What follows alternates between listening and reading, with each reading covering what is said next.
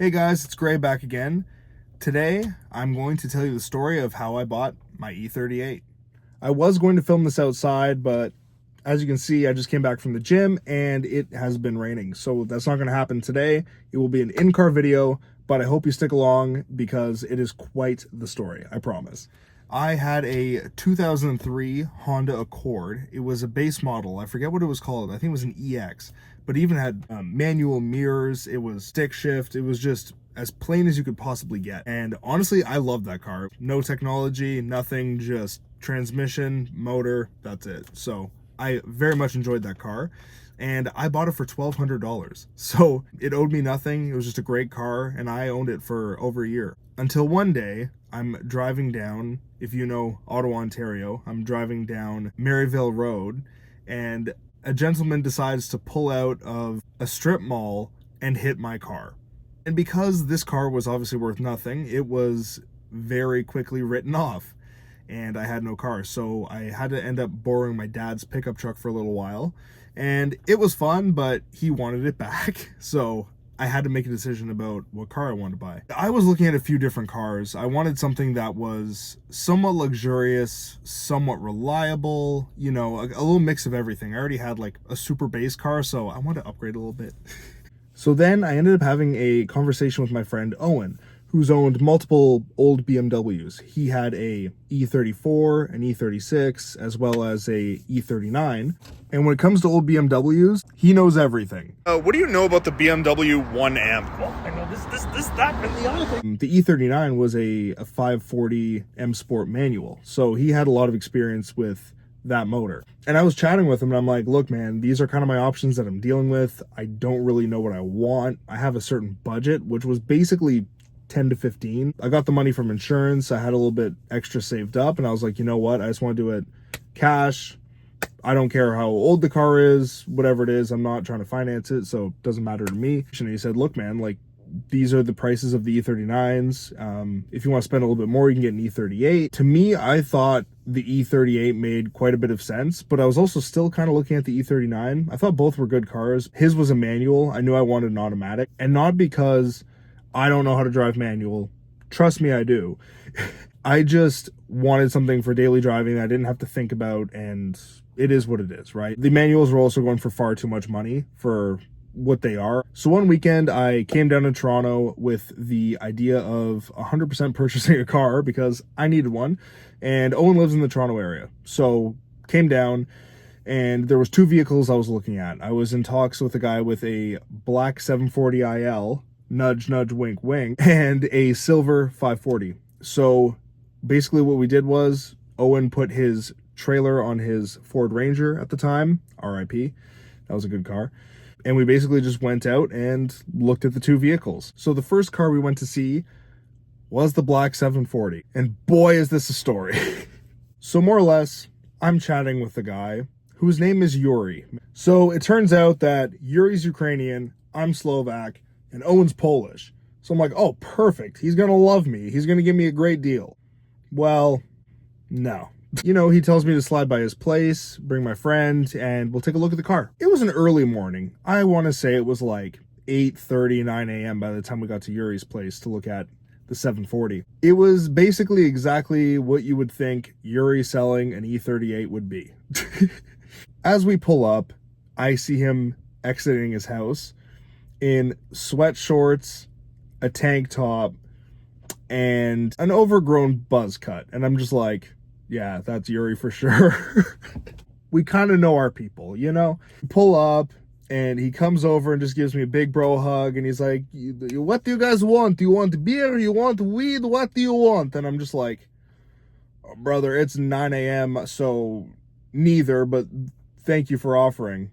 So more or less after that, we started discussing the car, discussing possible negotiation, stuff like that. Because honestly, as soon as I saw it, Owen knows the cars. He looked over it. Everything looked pretty good. Obviously, you know, the car is on coilovers, so you couldn't really get underneath it. And you can only see so much from looking under the hood, right? There's a lot of things you can't see, but everything pretty much checked out. And at this point, I'm talking with him. I'm trying to negotiate with him. And there is another 5 Series that I'm wanting to look at. So I'm trying to negotiate with him and saying, look, man, I'll take it right now for, I think I said 11,000 at the time. He had it listed for 14. So I was like, you know what, man, I'll take it for 11. There's a few little things I'll have to figure out. You know, there was a dent on the side, which is still there and I need to fix. One of the things I noticed were the tires were basically bald in the rear, like completely gone. And I was just like, oh, for God's sakes.